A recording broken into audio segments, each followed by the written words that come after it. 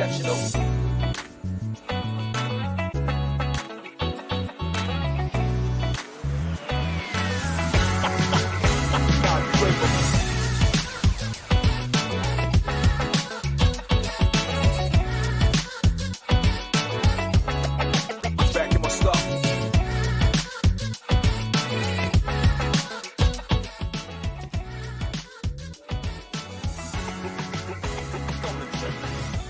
We got mostly positive injury news out of Goodyear, Arizona, but what if not all of the good news turns out to be so good? We've seen it in the past, so how do the Reds move? We'll talk about it on today's Locked On Reds.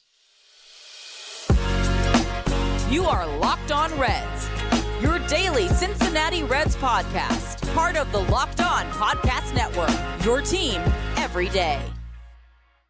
What's up and welcome into another Aloha live edition of the Locked On Reds podcast. My name is Jeff Carr. I am a lifelong Cincinnati Reds fan who has turned an addiction to this team into information for you. I want to thank you for making Locked On Reds part of your day.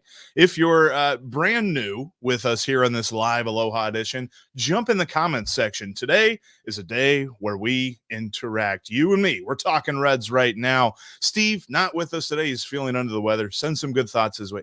Not too many good thoughts. He lives in Hawaii, so he's starting pretty high up there. He's got a high floor when it comes to the good thoughts thing. But yeah, send him some good thoughts. He's not feeling so hot. So it's just you and me. And on today's episode, we are going to talk about a myriad of injury updates that we've got out of Goodyear. Mostly good. There's one that I think they're trying to veil in positivity, and we got to dig a little bit deeper. And that one is unfortunately about Jonathan India. Also, Edwin Arroyo has been absolutely fantastic this spring, but there's something that you need to know when it comes to Arroyo. Also, we're going to look at the lineup. What could the opening day lineup look like? And of course, get to your questions and your comments. Thank you so much for joining me on this Locked On Reds podcast, Aloha Live Edition, that is brought to you, of course, by FanDuel. Make every moment more. Join today by going to FanDuel.com/locked on, and your first winning $5 wager will get you $150 in bonus bets back. That's FanDuel.com/locked on. And where we're going to start today is with all of the great injury updates, and really the most emphatic one yesterday was Graham Ashcraft. He looked fantastic. And we talk about this all the time. I'm not talking about a stat line, right? In spring training, it's not about, how many outs you got, how many hits you gave up, how many runs you gave up. Although it is kind of funny that so far, every single pitcher who is vying for a starting rotation spot has pitched a scoreless outing. No one's given up any runs. But it's all about the stuff, right? That's what spring training is about. And Graham Ashcraft had a fantastic outing. I thought his stuff was on point. He really only had like 3 pitches. There was one that almost hit Gavin Lux, and there was like 2 other ones that were just, non-competitive. They weren't fooling anybody. Nobody was looking at it, and nobody was even thinking about swinging at him because they were so far out of the zone. Everything else was amazing. His cutter was on point. You saw it with Mookie Betts, but there were a lot of guys who just let that hit the strike zone because they're like, I don't know where that's going. I thought he looked phenomenal, and it was evident that he was healthy. He even said so after the game. Yeah, felt good. Foot's the best it's felt yet, especially having that little ground ball to get over, trusting it and just knowing that I can trust it to be able to get over like that. It felt really good.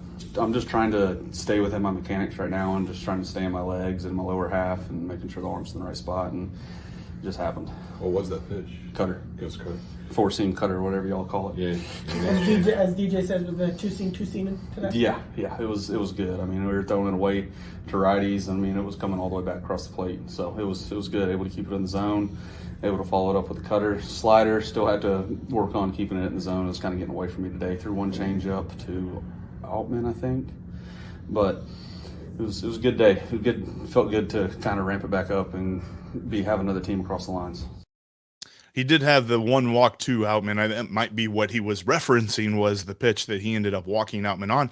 But honestly, like when I watched it back again this morning, I wanted to kind of focus in on the pitches. I really thought he had good stuff. He was all around the zone.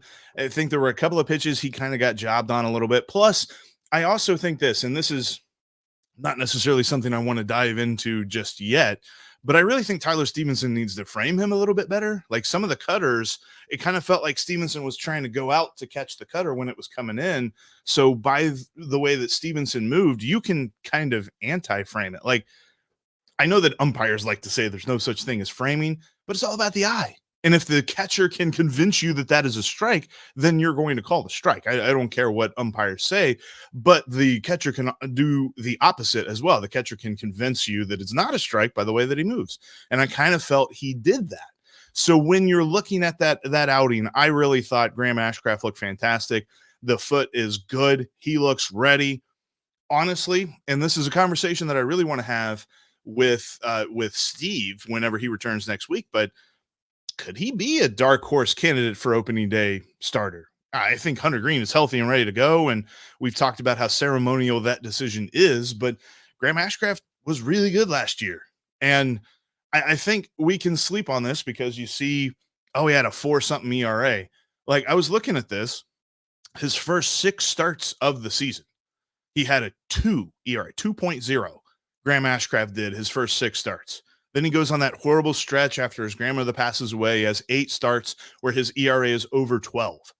Then his final 12 starts of the season, his ERA was 2.5.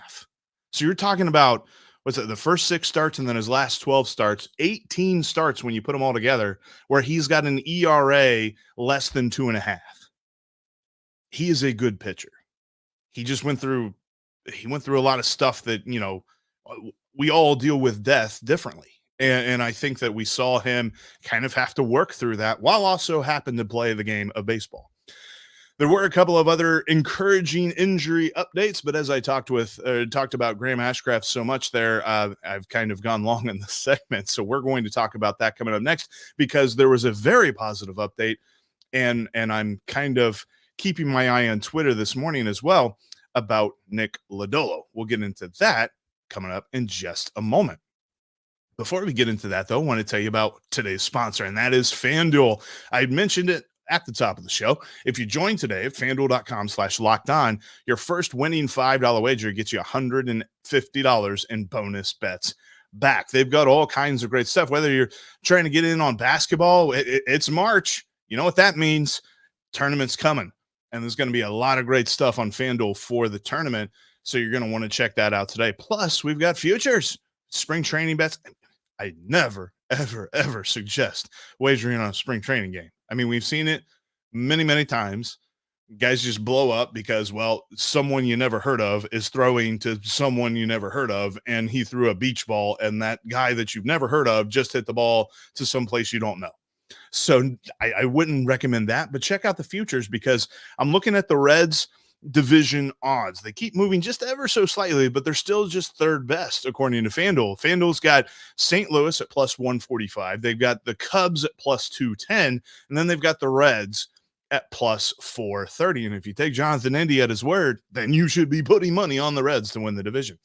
That's at FanDuel.com/lockedon. New users, $5 winning bet gets you $150 in bonus bets. FanDuel is an official partner of the NBA and official sportsbook of Locked On. Thanks as always for making clicked on the wrong one there. Thanks as always for making Locked On Reds your first listen every single day.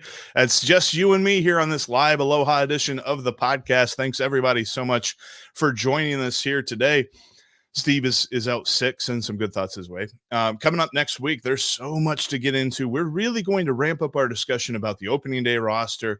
There's a couple of spots that could be in flux, but also, what does this really look like as far as the rotation is concerned? How does health affect all of this? We're going to continue to discuss that because that's kind of the main thing I wanted to discuss with you here today on this live edition of the podcast.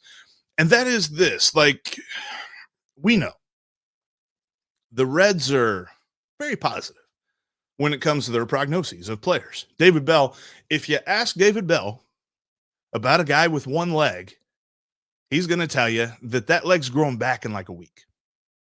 It's just what David Bell does. He is a positive prognosis guy. Like, if David Bell was your doctor, I don't know that you'd ever know anything was wrong. And he was talking about Jonathan India in a way that is intriguing to me, because they talked about India and they said that he's not at risk of re-injuring his plantar fascia. India is going through a build-up progression and continues to make positive progress to build up, quote, tolerance in his foot. And this is the direct quote from David Bell. He says, if he doesn't have any setbacks, he'll be ready for opening day. Part of the reason we're being conservative is so we don't have any setbacks. So he's not going to have any setbacks, but we're being conservative so he doesn't have setbacks. Also, another way to say building up tolerance in his foot is he's got to deal with this all year. I don't love that. He's going to have problems with his plantar fascia all year. I guess it's a really good thing that we already know that Matt McLain, once back, is going to be the second baseman. And by the way, good news on that front. He got a clean bill of health. Matt McLain did. And he's, when he got checked out recently, he's going to begin throwing and fielding. And his next step in the process is swinging. He's getting back up to game readiness. He probably might be able to ramp up for opening day and all that good stuff. And then relievers Emilio Pagan, Sam Moll, and Alex Young are all scheduled to throw bullpen sessions in the coming days. All of them dealing with various injuries. Emilio Pagan with a hernia, Sam Moll with a shoulder, just kind of a weak shoulder, not necessarily anything that's like, horrible wrong there. And Alex Young with his back.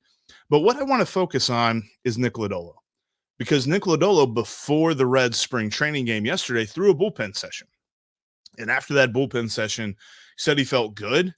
There were a couple of interviews with guys like Jonathan India, Noelvi Marte, who faced him in this live BP. And then they said, boy, the stuff was really playing up. It was really looking good. And he was asked by Mark Sheldon about, what's your timeline? Like, how are you looking like you're going to be ready for opening day? And this is what Nick had to say. Yeah, I think so. I mean, I might not just be built up as other guys. I might be like a week behind them, but I feel like we can probably work with that. We haven't even talked about that part yet, but at least I'm thinking going forward, if we can just get built up enough to be manageable, I think we'll be all right. That is why Nick Martinez is here. That is why the Reds prioritize guys like Martinez and Suter who can pitch multiple innings, because you can put and he's going to be 100% healthy, but as far as like being built up to his innings and his pitch count and all that other stuff, you can put a Nick Lodolo who can only throw about 80 pitches into a game and feel good if you have Nick Martinez or Brent Suter on the other side.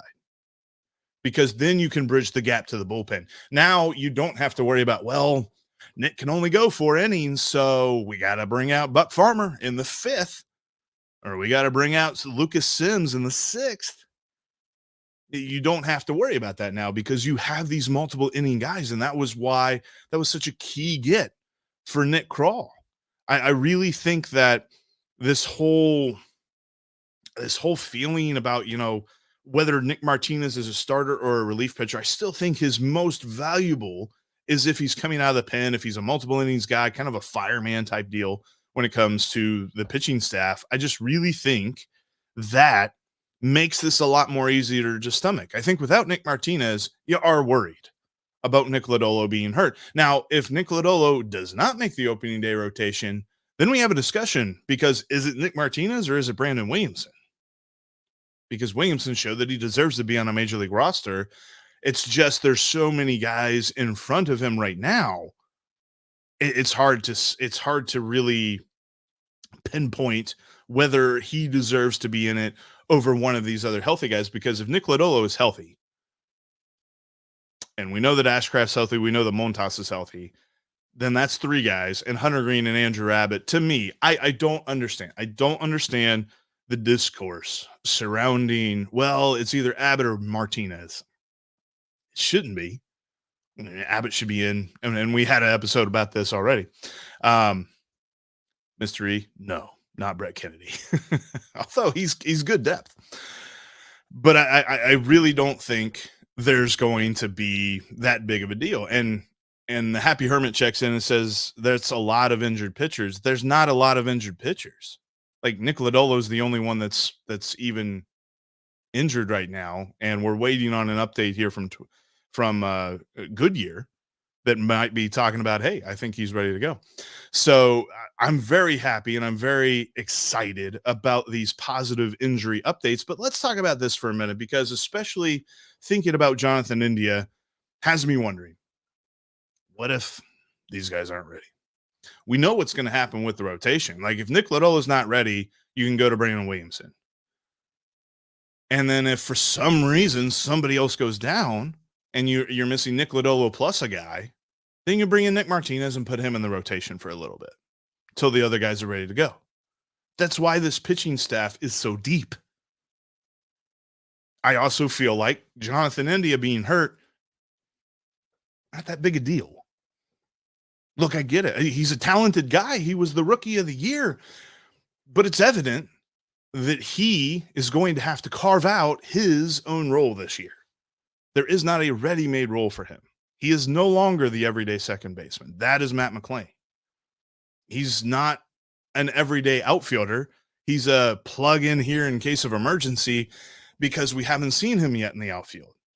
In fact, at this point, I kind of wonder, is he going to have enough time in spring training to figure out the whole let's play left field thing?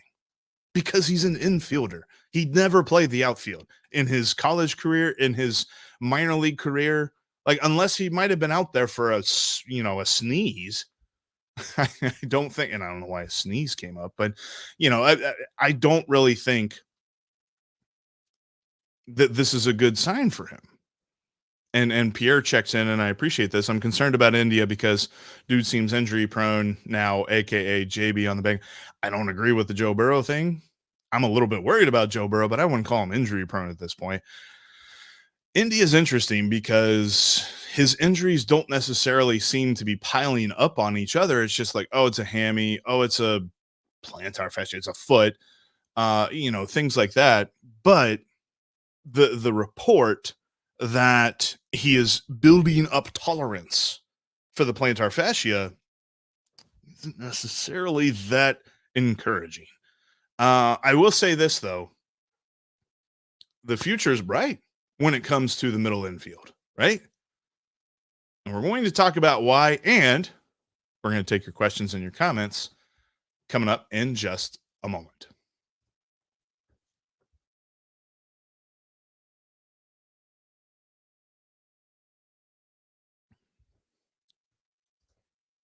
Sorry, had to cough there. Didn't want to do it on screen. Thanks so much for joining us here on this live Aloha edition of the podcast. Really appreciate everybody that's joining in here, checking in on the chat. Got a lot of great folks here. Mr. E, yep, it's just me. Steve's not feeling so good today. I appreciate everybody in the comments sending some good thoughts his way. Rev, yeah, I hope Ichiro Kano Hernandez pans out. That is a fantastic baseball name. He's like 18. We're not going to see him for a while. Definitely going to follow his minor league career, though, and see kind of how that goes. And I definitely want to jump into some of these questions and stuff. We got a lot of great stuff in here. But I want to jump into this. And Juwan Sylvan, and Juwan, I don't want to make it seem like I'm singling you out, but I have seen this. And I've read the articles, and I've seen some folks talking about this. Edwin Arroyo this season. We do this every spring where it's a top prospect or somebody who's close to being a top prospect shows out in Goodyear and absolutely goes off in spring training. And that's awesome. I'm not saying there's anything wrong with that, but we want to jump to the conclusion then that he deserves to be on the major league roster right now. Edwin Arroyo doesn't have an at-bat at Double-A.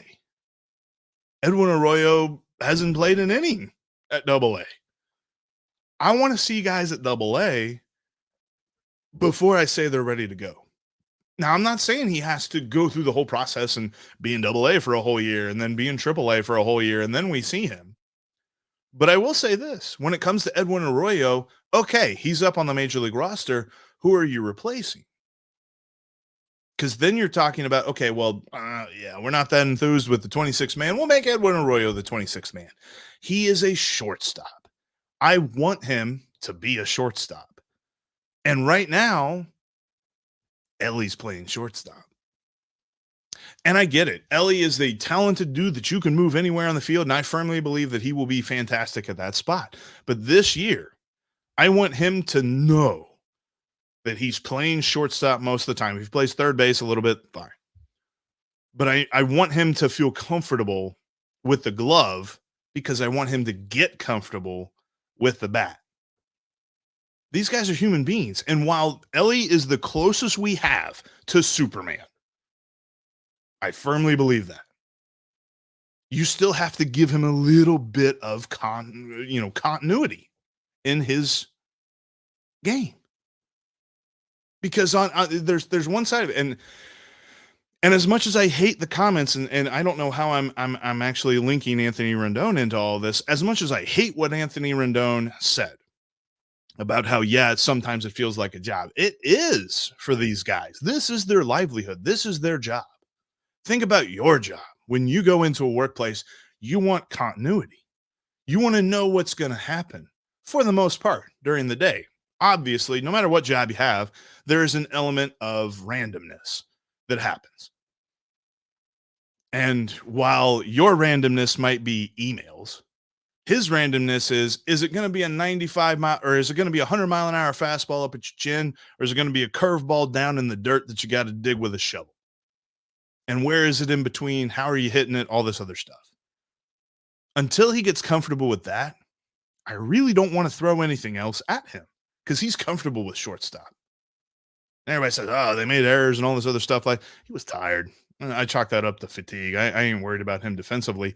What I want him to do is become comfortable at the plate. Because when Edwin Arroyo comes up, he is going to play shortstop. Edwin Arroyo is the best. And basically what I have heard from every single person that has seen him play in the minor leagues, every single scout who's ever written anything about him, anyone who's ever written anything about Edwin Arroyo, is he is the best shortstop in the Reds organization. So when he comes up, Ellie's got to move. I don't want Ellie to worry about that this year. But the other part of this is Edwin Arroyo's own development. He's got to play some at AA. And look, if he sets AA on fire, then we can revisit this conversation.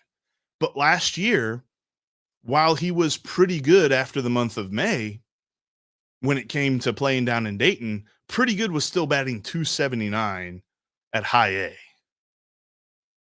That's what's got to come along. That's what everybody was saying last year, is that dude is a Gold Glove shortstop. We just aren't sure yet if he's going to be a consistent hitter. He's got to develop that. He's got to add some comfort to that. He's got to answer that question before I really dive into, could he be in the major leagues? I really don't want them to be like Edwin Arroyo should be in the major leagues this year. All right, let's jump into some topics here, because we have, and it's something that I do want to talk about anyway. And I've seen a couple of good stuff here talking about the outfield. I want to start with this. This was an early question. I'm looking for it here. Yeah, from Stetson Athletics, which, by the way, Stetson, I know a little bit about. I was a media relations person for Mercer softball a couple of years ago. Mercer and Stetson, two smaller schools that were in the same conference. Anyway, Stetson Athletics asks, any thoughts on why we haven't seen the Reds make a run at Adam Duvall? And I want to link it with this comment that I see down here. Yep. And John Huss asks, Michael A. Taylor still out there, Gold Glove type center fielder, would probably come cheap now. Seems like a no-brainer. Right-hand platoon. Both of those guys would, and Adam Duvall on the right-hand platoon as well. Both those guys would work. The difference between the two, I don't necessarily know. I think earlier on in his career, and we saw it, Adam Duvall could play center field. I don't necessarily know if he still can. He's gotten up there a little bit in his major league career, Michael A. Taylor, absolute nails, gold glove type center fielder. Can't really hit that much, but the role for either one of these guys is right-hand platoon / backup center fielder for TJ Friedl. I kind of think I would lean Adam Duvall in that case.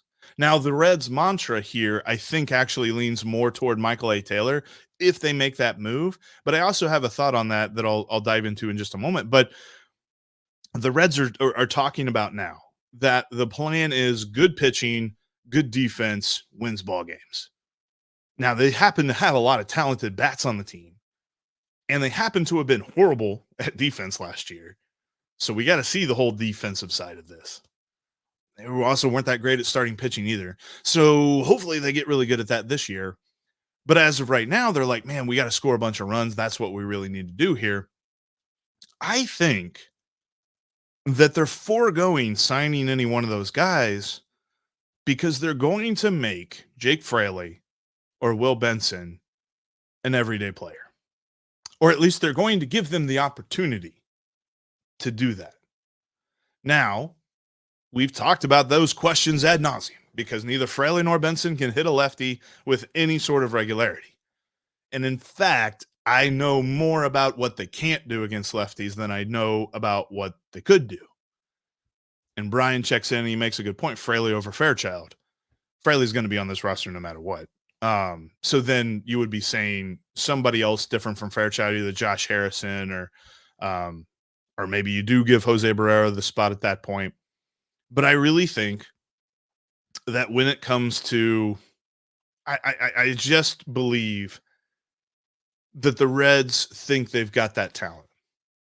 Jake Fraley yesterday, and it's spring training, so I'm not reading too much into this, but he started against a left-handed pitcher, James Paxton, throwing from the left side. I think they're trying to get him more at bats and get him more exposure to lefties when they do that.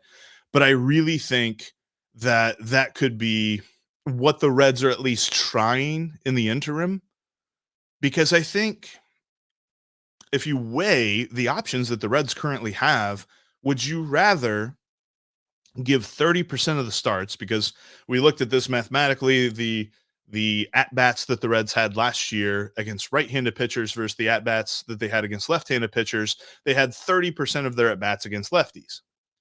So would you rather start Stuart Fairchild for 30% of the at-bats, or would you rather see what you had with Will Benson and Jake Fraley to figure out if they can hit left-handers for 30% of your at-bats? I don't think that either one is more of a gamble than the other, because we talked about this. The Reds are focused on winning this year. They're not focused on figuring things out.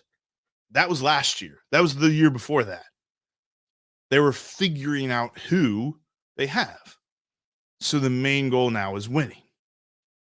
But I don't necessarily believe that they are jeopardizing the winning by doing either or, by having Fairchild play or by having the lefties figure out the lefties. If that makes any sense at all. I just, that's the way that I've seen it, because it feels like it's been so long through the offseason, and now we're into spring training games. We're into March. We're in the month of opening day, 27 days away, and they still haven't signed somebody to be the right-handed platoon for the outfield. They're not going to. It's at this point, just doesn't feel like they can do that.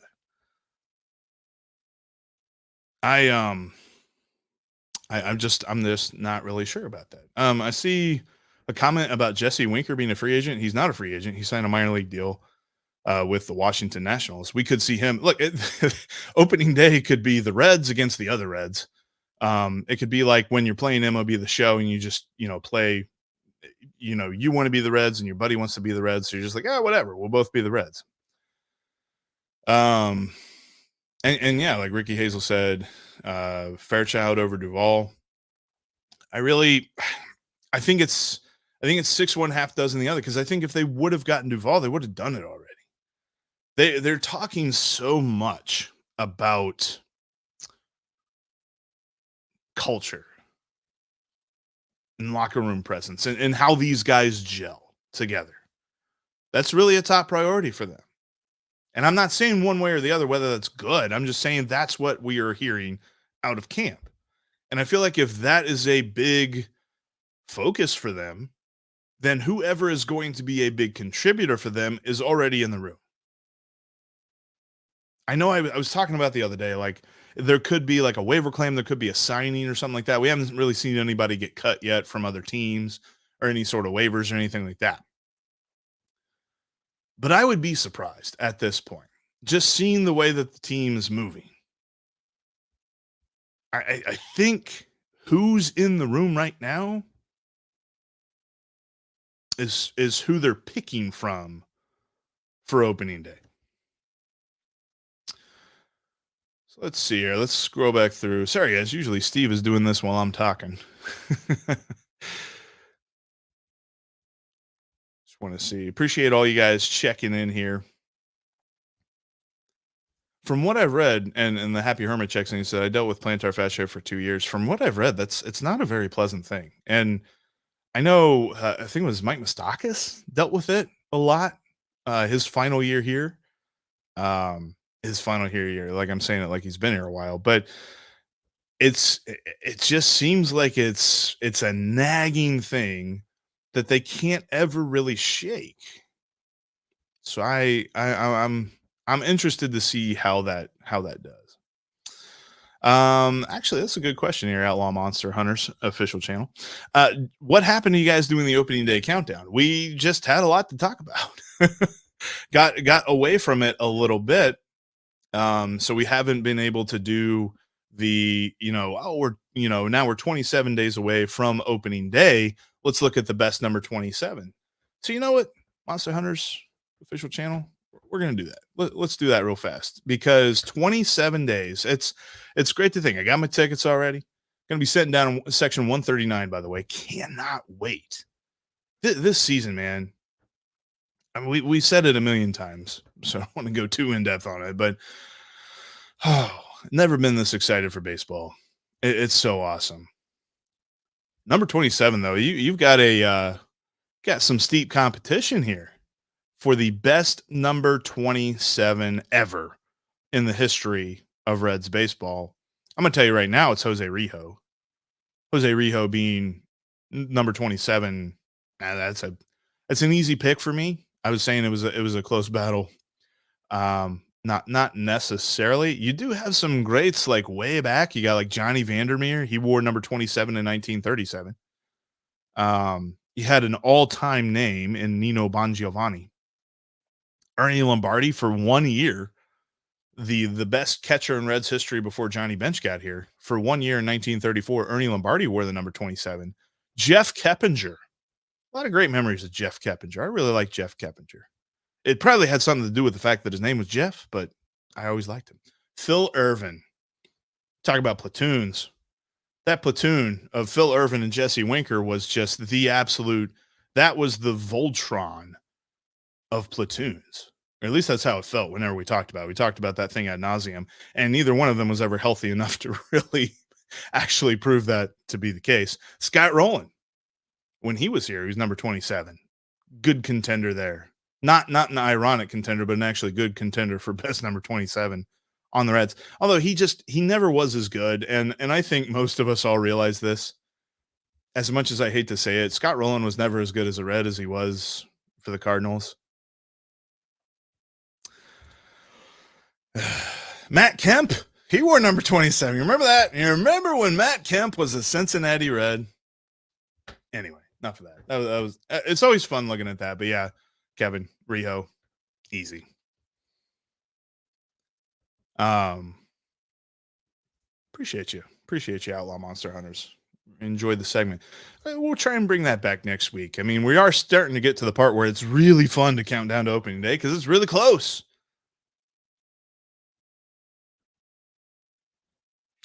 Like this. I mean, it's kind of obvious to me, and Alex Young does have options, so he can move down to Louisville. But Brian asks, here's a question: with Suter and Moll now in town, can we assume that Young starts the year in Kentucky? I would say, I'm not going to say 100%. I'm going to say 90%. Because think of how cool it would be if the Reds had 3 lefties in the bullpen. That'd be fantastic. But I would also say that I believe there's so much talent in this bullpen that guys with options are likely to be not necessarily, the odd men out, because that's an asset for the Reds to kind of take advantage of. But I think he does begin the year in AAA. Happy Hermit's on the injury thing. Yeah, we had an update about that. He's throwing a bullpen coming up here. Bullpen, relief pitchers don't need the kind of runway that starters need to get ramped up. I think for the most part, like guys like Lucas Sims gets a good year in like late December, usually after Christmas, late December, early January, and they're already working out. And Sam Moll having that shoulder injury and stuff, that probably set him back a little bit. But I'd be more surprised if he is not on the opening day roster than I would be surprised if Nick Lodolo is not on the opening day roster. I'll put it that way. Like I think Sam Moll is going to be just fine. And I think with that, I believe that Alex Young probably looking at AAA. The pitchers with options, we've kind of gone through this, like some guys who absolutely are deserving, supposing that they're healthy in TJ Antone's case. But I really feel like when it comes to these guys with options, you're going to have to prioritize just how good they are as opposed to the guys without options, because Ian Gibaut does not have options. And of course you have like some free agent acquisitions that the Reds made that don't have options either, but I don't see any one of those guys not making the opening day roster. But like, I really feel like the final bullpen spot is coming down to, are you picking Ian Gibaut? Are you picking Fernando Cruz? Are you picking Alex Young to have a third lefty? The only thing with that is Ian Gibaut's the only one that doesn't have options. And then Steve has made this point in the past that you got to be sure if you're bringing up Fernando Cruz or you're bringing up TJ Antone or Alex Young or whoever with you on opening day, and you're cutting Ian Gibaut because someone's going to pick him up. He's pitched well the last 2 years, as much as we've kind of looked at and said, okay, he's pitched well results-wise, but the peripherals say he's kind of getting a little bit lucky. But teams are going to bet on, well, his performance has been good, so he'll get picked up for sure off waivers.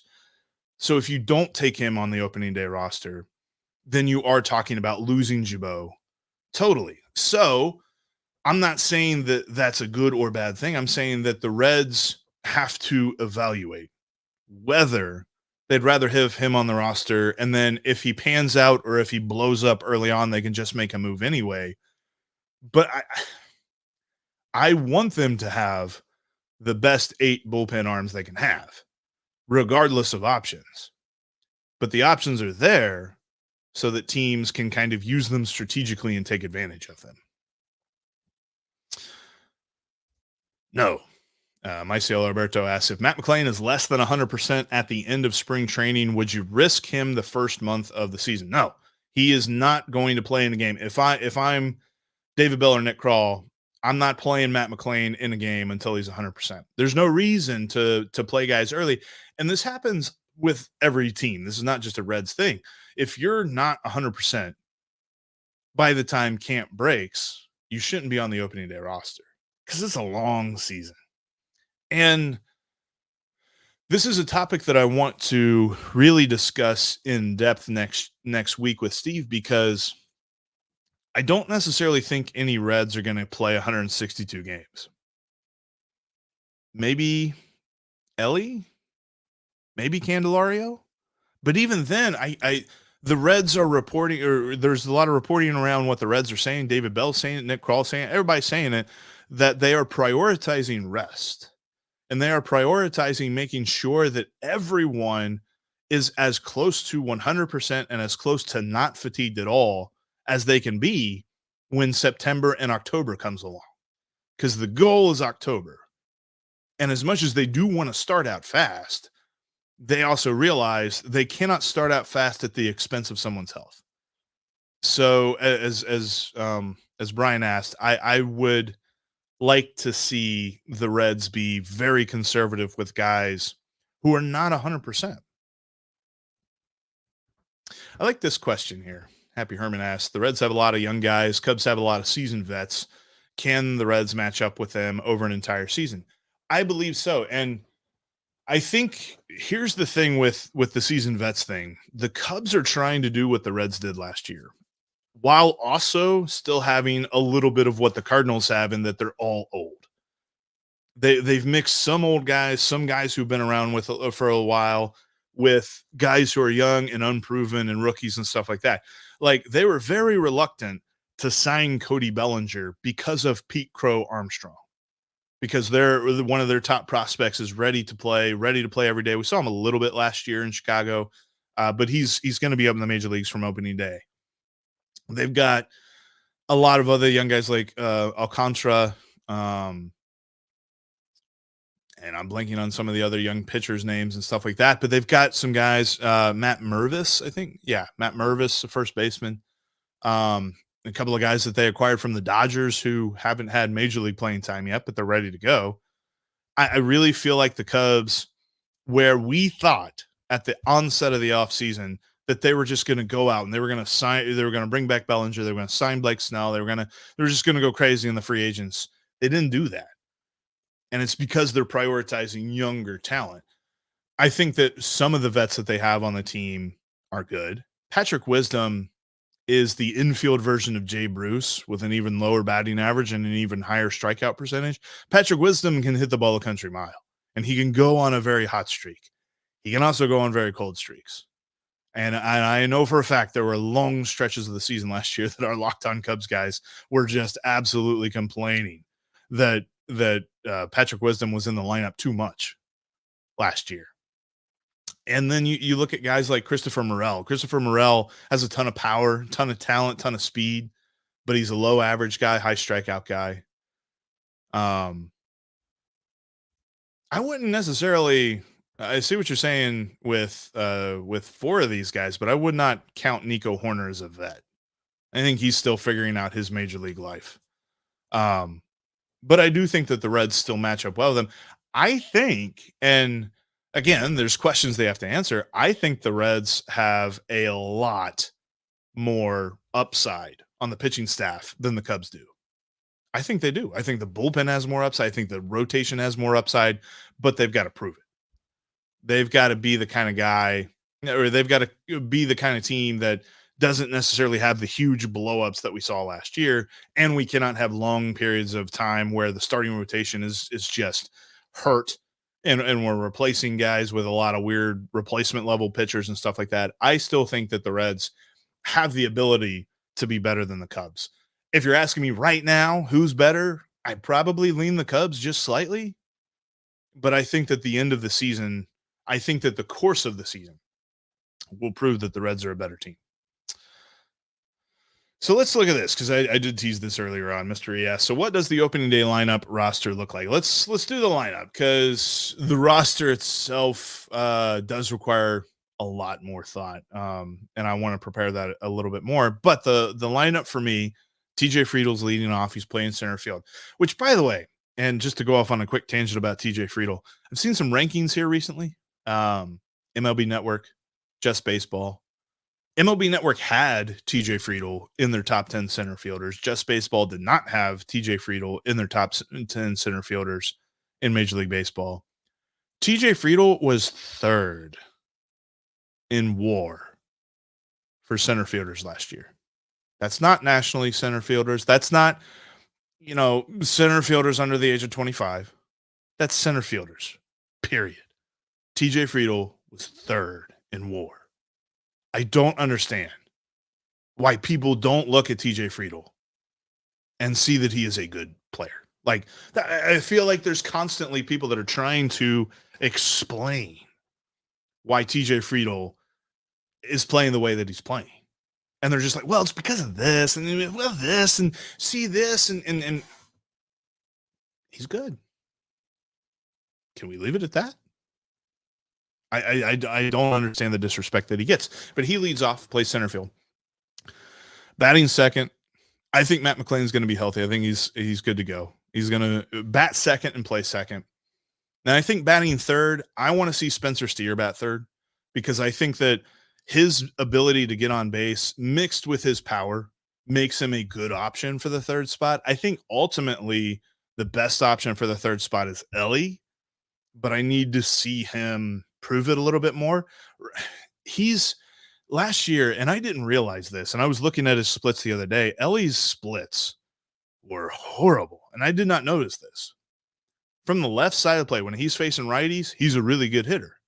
Last year, when he was a right-handed hitter facing left-handed pitchers, not so good. Hit under 200.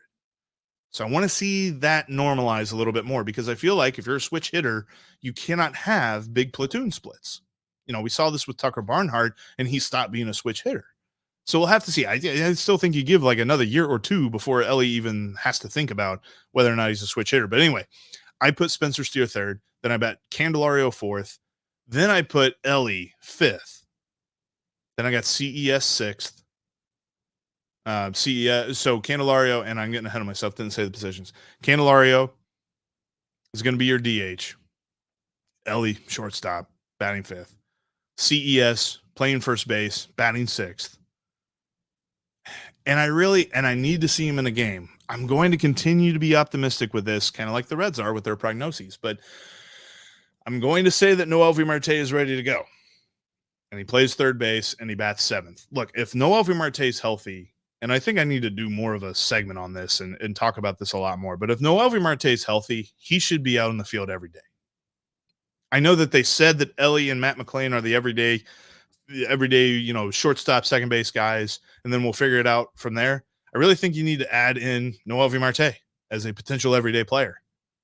I do. I think that he's got all the athleticism in the world. His plate discipline was already ahead of guys like Ellie. I think his plate discipline was ahead of Matt McLain last year. I mean, he showed it there at the end with that 16-game hitting streak that he ended the season. He's going to start the season. Whenever he begins the season, he's going to start the season with a hitting streak. It's kind of nice. So, yeah, batting seventh, Noelvi Marte, third base. Batting eighth, Tyler Stevenson, playing catcher. I do think Stevenson's going to break out this year, but he's definitely got a lot of questions he's got to answer. And then batting ninth, the best number 9 hitter in baseball, Will Benson. Batting right field. I love Jake Fraley. I really do. But I think that Will Benson's better. And Jake Fraley's going to get his at-bats. I mean, they've got this interesting strategic move that they can make, that if Will Benson's coming up, and you do have a run there, and I recognize this, but a run in the lineup where, you got Benson batting ninth, you got Friedel batting first. So if you're coming up on that point, an opposing manager may feel like it's time to go to the bullpen and bring in a lefty. That's fine. You can bring in a right-handed hitter for Will Benson, and then whenever they bring in a right-handed pitcher from the opposing team, you bring in Jake Fraley. And vice versa. If Jake Fraley starts, then you do that, and you bring in Will Benson after the pitching changes and all that stuff settle, after the dust settles. And TJ Friedel is kind of the ace in the hole a little bit when it comes to lefty-lefty matchups, because he actually had reverse splits. He was better against lefties than he was against righties. Yes, love this. Can't wait to hear how surprised these big market national teams are when the Reds start consistently beating them. I've heard a couple of actually just straight up wrong analysis from opposing announcers. That's one of the funniest things, and I hate, because I love listening to John Sadak and Chris Welsh, or John Sadak and Barry Larkin, or even John Sadak and Jeff Brantley. And it's usually why I figure out how to sync up the radio broadcast and the TV broadcast, because some of the opposing announcing teams are just wrong. When the Reds played the Cubs the other day, I was behind, so I had to listen to the radio broadcast until I caught up to the actual. I had to listen to the TV broadcast till I caught up with the radio broadcast. And the Cubs TV announcers were talking about the Reds bullpen. And they said, man, the thing they struggle with the most is they got to find a closer. They don't have a closer. You watched the Reds last year and you said that they didn't have a closer? Alexis Diaz? Yeah, that was weird. And then you also had the Dodgers announcers talking about Graham Ashcraft, and they said, boy, he was really bad until about June. It's like, no, he wasn't. His first 6 starts, he was really good. And then he had a stretch of 8 starts where he had an over 12 ERA that just torpedoed everything. So I think it is funny, and some of that is in depth. The Ashcraft stuff's a little bit more in depth, but the Cubs not knowing who the Reds closer was, we're in your division, you dumb. Anyway, about got a little bit too passionate there. That's the funniest thing about listening to other broadcasters, and I think the Dodgers were flexing a little bit because even though the game was at Goodyear, they were mentioning they're just like, yeah, it's 74, the sun's going down, it's about to get a little bit chilly here in Arizona, but I guess people back in Cincinnati probably think that that's just hogwash for us to say it because it's 38 in Cincinnati right now. It's like, yeah, flex. You live in LA, we get it. You have better weather. But hey, we have lower cost of living. So, yeah, Mr. E said he heard that with that. Yeah, and yeah, it's fair. Brian Mullenkamp says the announcers are in spring training too, give them time. And I will say too, the Cubs announcers, that was not the normal marquee announcers. They usually have Boog Sciambi and somebody else, and I think this was like their B team or something. So I could definitely see that. And yeah, and John makes a good point about this too. Our announcers are always more knowledgeable about the opposing teams. And it's not hard.